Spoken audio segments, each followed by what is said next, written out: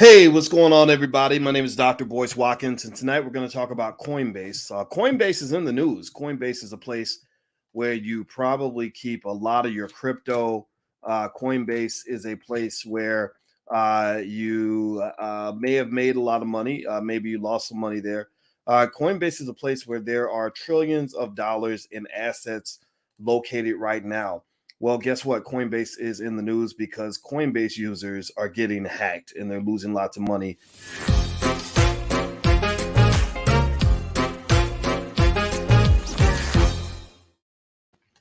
Hey, what's going on, guys? Welcome to the Black Financial Channel. This is theblackfinancialchannel.com. My name is Dr. Boyce Watkins. I'm your friendly neighborhood finance professor.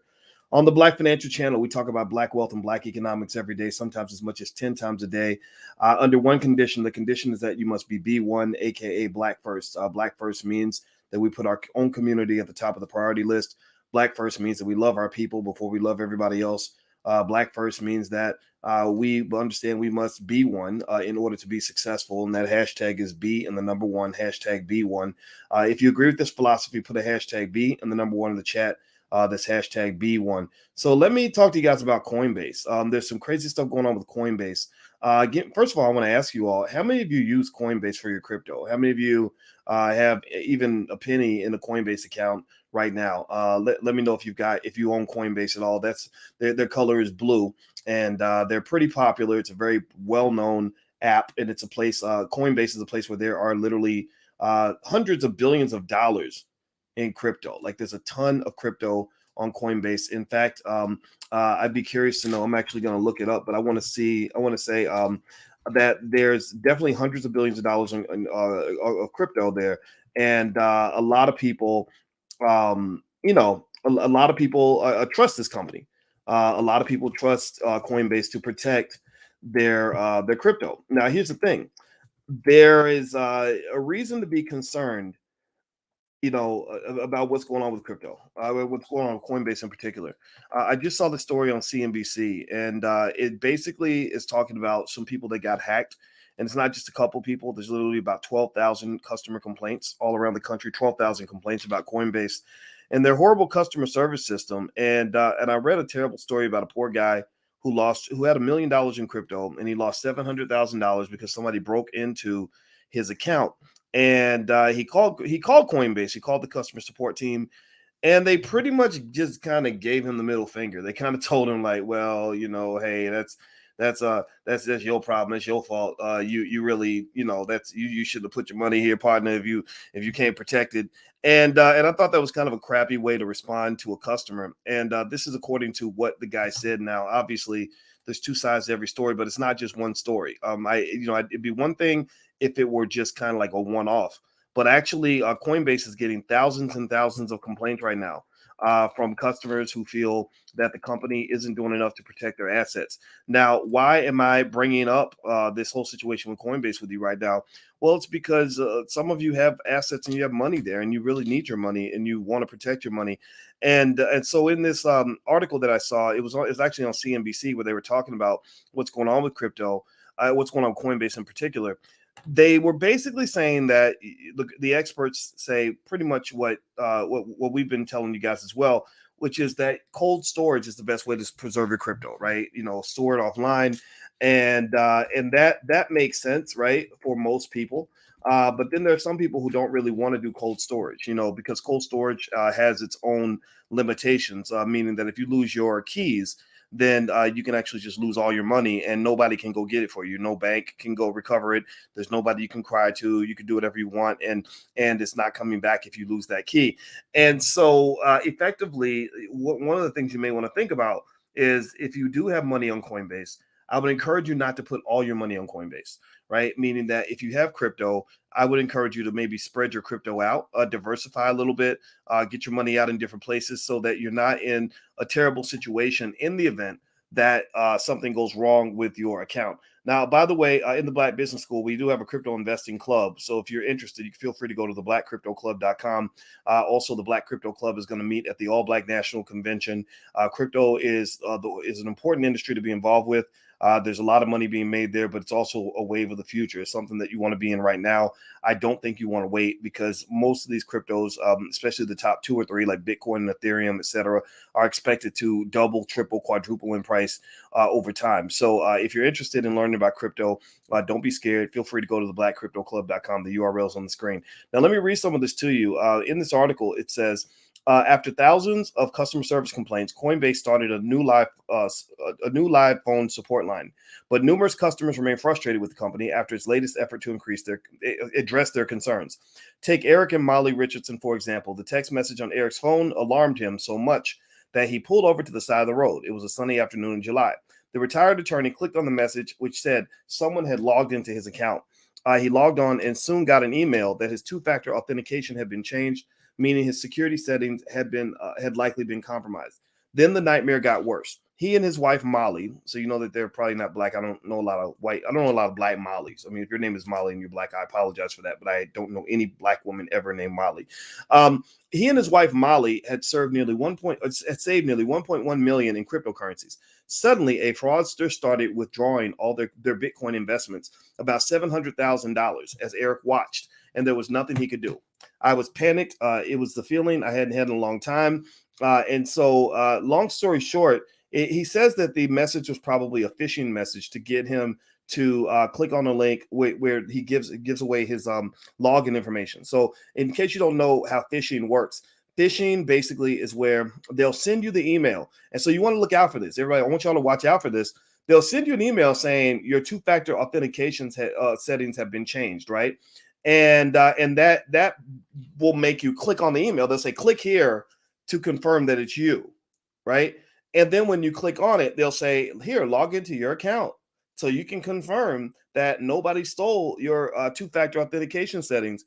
Well, guess what? You log into your account and they're getting your username and password when you log in. Do you understand what I'm saying? Give me a yes if you follow what I'm saying, how those phishing attacks work. So what you probably want to do is, if you get that email saying, give me a yes. Give me a yes in the chat to let me know you understand what I just explained to you.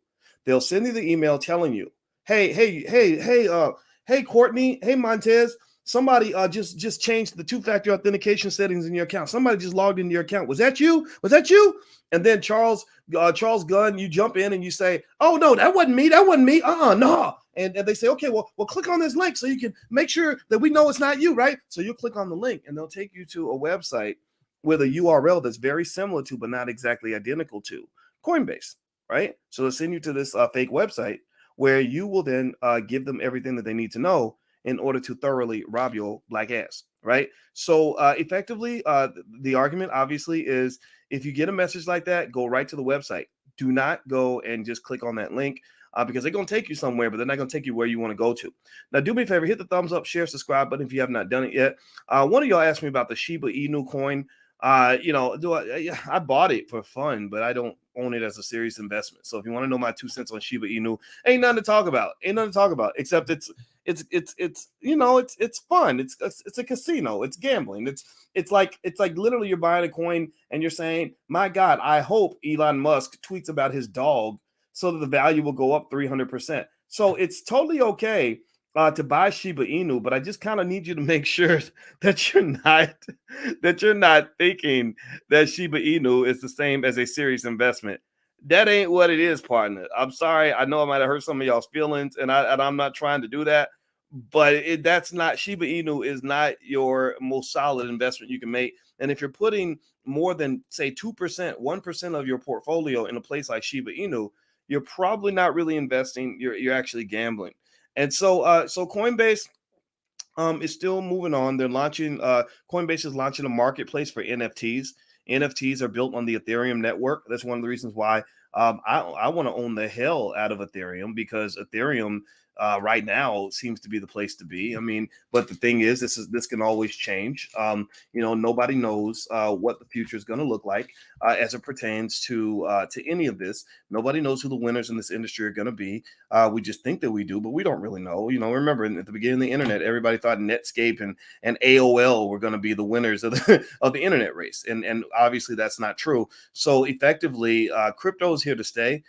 And I assume for Coinbase, this is just going to be a blip on their radar screen. I mean, what do they care that some random dude, lost $1 million or $700,000 of his money? What do they care if he lost his life savings? They're going to keep on taking. In fact, they gave the guy a refund, and this made me really upset with Coinbase. And this is why I wanted to warn you guys about it. They gave him like not even a refund. They gave him like a slap in the face. They gave him like $500. Like this dude literally lost this dude literally lost $700,000, and they gave him uh they gave him $500 back. And I just kind of think it's sort of sick. It's like, just don't give him anything. Like if you want to say, F you, then like just say it. Like don't insult him by sending this poor dude a couple of dollars. And so right now, there's a lot of money on Coinbase. And if you want to know some practical thoughts, advice beyond the phishing thing I mentioned to you earlier, if you get an email like the phishing emails or one of those text messages, just don't respond. Go to the website. The other thing is you may want to also put your money on different exchanges. That's something that I do. One of the rules of investing is diversification. So you don't want all your crypto on Coinbase. You got 4, 5, 10. You can probably find 3, 4, 5, 10 places or more if you want it, but I wouldn't go that far. But maybe like 3 or 4 places where you've got a little crypto here, a little crypto there, and you want to ask yourself this question. Banks call this a stress test, right? You want to do a stress test, and you want to look at every single place where you have money, and you say, if I lost all this money in this account, what position would I be in? Like, how screwed would I be, right? And if the answer is very screwed, then that means you're probably under diversified. Or if you own a certain stock and you like the stock and you find yourself pouring all your money into that same stock and it's got 60% of your portfolio, you want to ask yourself, okay, if this stock went down to zero, how would I feel? Would I not care because it's just, it's just a wave in a big ocean? Or would I be utterly pissed? Well, if the answer is utterly pissed, then you're probably under diversified. You probably need to spread your money out a little bit. And I can't emphasize this enough, especially now, because the big crash is coming. The big crash is coming. The stock market is not going to keep on firing on all cylinders like it's been doing for the last year and a half. The big crash is coming. It's like, if the baby's been up running around the house and jumping up and down and jumping off the refrigerator all day, eventually the baby gonna go to sleep. The baby's gonna run out of energy. Y'all know that. And you know how babies are. Like, you don't even know when they're gonna fall asleep. They'll just be running around going crazy, and then one minute, next minute, their face is planted on the carpet because they just literally like passed out in mid-sentence, right? And that's kind of what the stock market is. The stock market is like that baby that'll just go to sleep on you in any minute, and you got to be ready for that. So I would encourage you to just know that the baby is going to go to sleep, and when it does, just kind of make sure you're ready. Don't put yourself in a position where you got 80% of your portfolio in Dogecoin, and then the market crashes, and suddenly you're crying to me because you lost everything. Don't come crying to me now. I love you. I love you, but I'm gonna have to say a little bit of I told you so. A little bit of I told you so, because a lot of what's happening right now is not investing, it's gambling. Gambling culture is big right now. Gambling culture was heavy during the pandemic. Gambling became a wonderful hobby for a lot of people because they were bored when they were sitting at home all day. And so now a lot of the sports gambling transferred to Robinhood and Coinbase. Robinhood gamified, deliberately Coinbase does it too. Coinbase does it also. But Robinhood in particular was accused of gamifying a lot of the transactions, right? So they took, in a way, it was a good thing, right? And to some extent, it wasn't so terrible, but they took the thing that was kind of supposed to be like simple and almost boring, and they made it super exciting. And they gave you this buzz, this dopamine rush when you made an investment. And you know where they learned that from? Let me tell somebody, guess in the chat where they got this from. Somebody tell me in the chat, where do you think Robinhood learned the art of gamification as a tool and a tactic to get people to buy and sell more stock? Where do you think they learned it from? Why do you think these apps are doing this? Where do you think they learned it from? Boom, they learned it from the casinos. The casinos basically do this. They use dings and bells and sounds or whatever, and whatever little zaps and buzzes to get you excited every time you win money. So you win money, it's like ding, ding, ding, ding, ding, right? Well, now all the apps are doing this. The investment apps are doing this because their number one objective is to create maybe another 30 million young gambling addicts, and I just, I hate to be the old man shaking his fist at the air. My wife makes fun of me when I do that, but I'm like, I said, no, I'm not the old man shaking his fist at the air. I'm the OG who's giving you some game on what's happening to you right now. I'm not the old man shaking his fist at the air. I'm the OG who's literally laying out the truth, whether you want it or not. I'm not here to ask you or beg you to take this information or to believe what I'm saying. I'm just here to tell you that this is what they're doing. This is what's going on, and they make it again. Tanya, you're right too. Thank you for that point, Tanya. The video games, the video games. If you go listen, anybody, a lot of y'all might know this. I assume you know, but I love this video game called Call of Duty. How many of y'all, any Call of Duty players in here? Call of Duty Warzone. Anybody play that game? And I'm gonna tell you, Call of Duty is like the most fun shit I've ever done in my life. Like, it's totally like this awesome excuse to go and blow people's heads off and not go to jail for it. And it's very realistic, just to the point of being disturbing. To something that I don't think any 10-year-old should ever be observing or participating in. But then again, hey, how else are they going to get their participants in the military? How else is the military going to recruit its soldiers other than making sure that every 9-year-old knows the difference between an LMG and an AK-47, right? How else are they going to get their soldiers for the next generation, right? So Call of Duty is a video game that is a lot of fun. It's very realistic. And if you ever get the urge to just want to go and blow people's heads off for nothing, just go play Call of Duty. It's fun. I play with my guys, and most of the guys I play with are in their 40s and 50s. So it's not a teenager thing. It's a thing for people of all ages, usually men, but there's some women in there as well. And if you watch, when I get into something, I like to study the background of it. Where did this come from? How did they do this? And I was watching the video from some guy, an Asian dude, where he was talking about how they created Call of Duty and how they developed the game. And what he talked about was the fact that they went and studied casinos, and they studied how casinos get you coming back. And they studied how the use of randomization allows you to get the user to form an addiction to the game, so that they don't know if they're going to win or if they're going to lose, right? Because predictability bores them, right? The gambling addict gets bored with things that are predictable, right? Same thing, ladies. Like, if a man is coming to your house and he knows for sure that you're going to give it up, then he's going to keep coming for a while. Then he's going to get bored. He's going to go focus on another girl, right? But if if he knows for sure that you're not going to give it up, right? He's not going to come to your house. Why would he come to your house? He's not going to get nothing, right? And some guys, right? But if there's like a randomization, like, you might get some, you might not. It might be, it might be your luckiest day ever, or it just might be another night. Well, that keeps him coming back, because he's like, hey, maybe today is going to be my lucky day, right? Well, the same thing is done in casinos. That randomization is one of the secrets to keeping Pavlov's dog addicted to the drug. That's used in casinos. It's used on video games. It's used on investing apps like Coinbase and Robinhood. It's also used on social media, which is why you have so many people who are literally social media crackheads. And you know what I'm talking about. Y'all know what it is. I mean, you know people who, some of y'all may be in this category, and I'm not making fun of you at all, because we all could be accused of that. But because a lot of us were tweaking when Facebook turned off.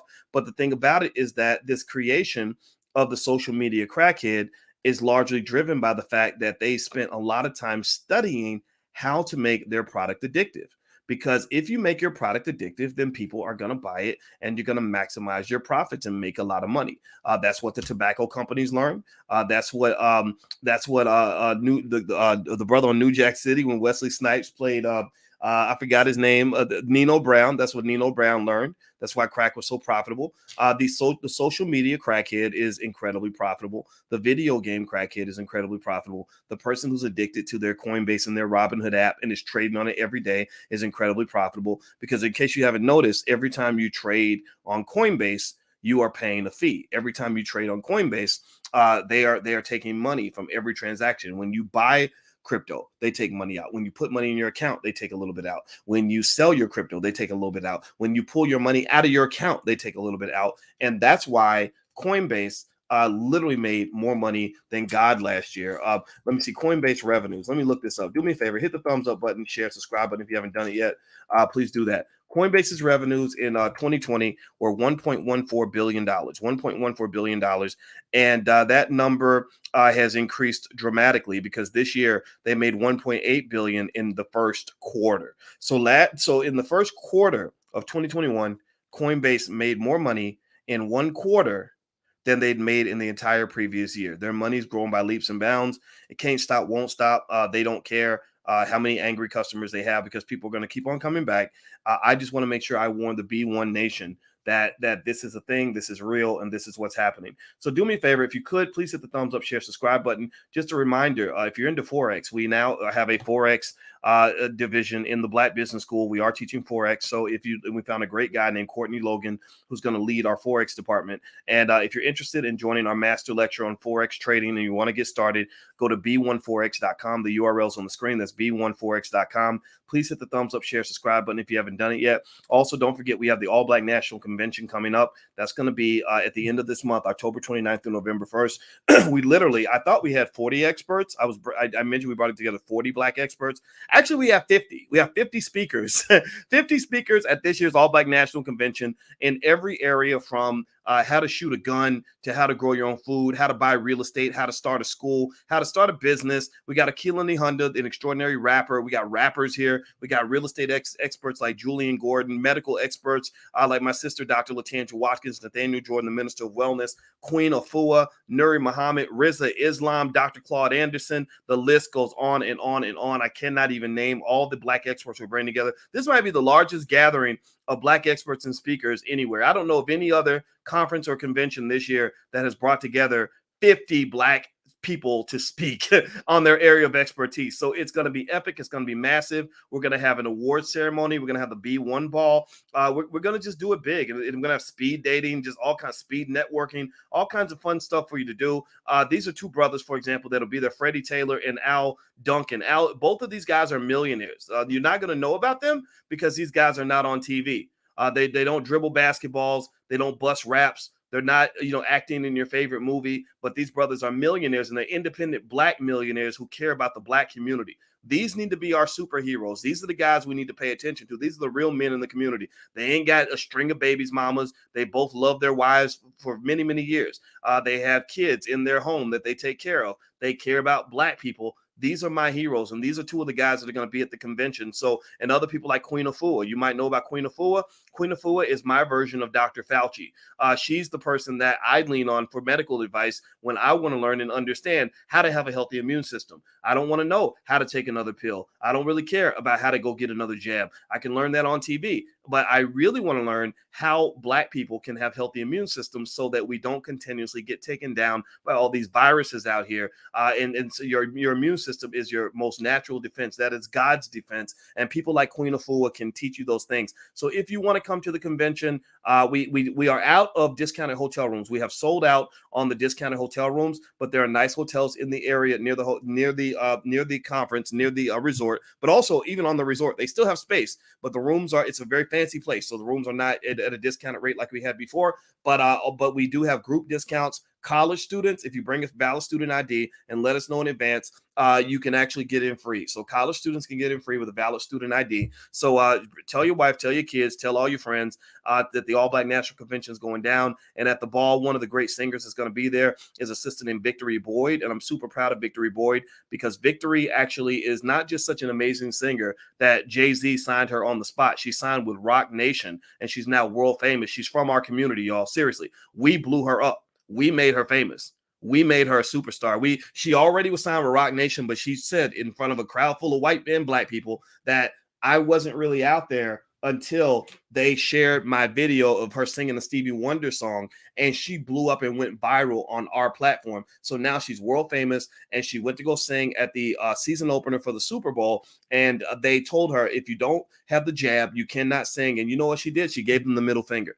I'm not telling you to get the jab or not get the jab. This is not what the conversation is all about. But these are people that you should know about because they stand for their principles. They stand up for what they believe in. These are the people that we're honoring at the B1 award ceremony. These are the people that I want you to hear from. So these are the people I represent. This is where I come from. This is who I am. So feel free to take a look at allblacknationalconvention.com. We will have virtual access, but virtual access is not the same as physical because there are going to be some sessions we cannot get you into through a camera. We would love for you to come down to Orlando and join us. It's October 29th through November 1st.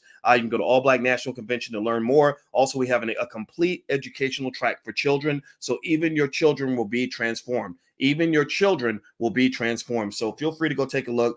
That's my pitch on it. The reason I'm pitching it is because we would love to get your support because, man, this stuff, trying to really do this independent Black thing is tough to do. But believe me, we are the toughest. And I know we're going to do it. We're going to do it well because we're the best at everything we do. So anyway, hit the thumbs up button, share, subscribe button. Be careful with your Coinbase account. I don't think you should close down your Coinbase account if you have it. I just want you to make sure that you're aware of what's going on and just know that the thing about risk, the thing about investing, the thing about wealth is that you have to understand that protecting your wealth means protecting it from all things that can jeopardize your economic standing, right? So when you talk about your Coinbase account, protecting your wealth isn't just about diversifying among assets. It's not just about picking the right crypto on Coinbase. It's not just about buy and hold. It's also about making sure that your money isn't all locked up in one location where one bad incident can screw you, right? A lot of people lose a lot of their wealth very, very quickly because of one bad choice or one bad situation or one bad move in the market. You saw the crypto market crash back in 2017. Y'all saw that. You saw how it was flying high.